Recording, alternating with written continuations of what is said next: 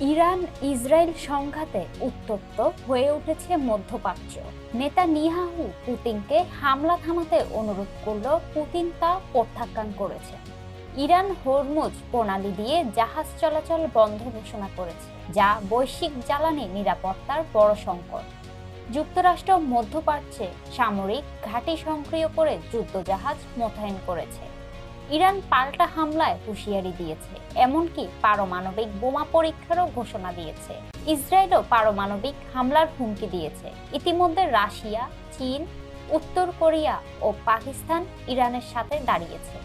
Iran দাবি করেছে তারা একটি F-35 যুদ্ধবিমান ভূপাতিত করেছে এবং এক নারী ইসরায়েলি পাইলটকে আটক করেছে।